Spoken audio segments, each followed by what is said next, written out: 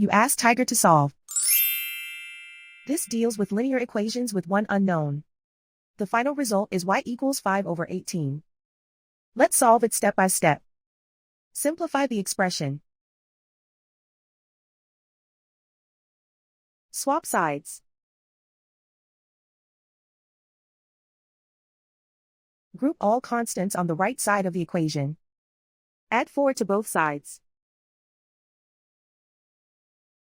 Simplify the arithmetic.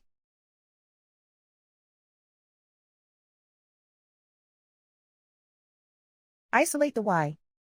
Divide both sides by 18. Simplify the fraction. And so the final result is y equals 5/18.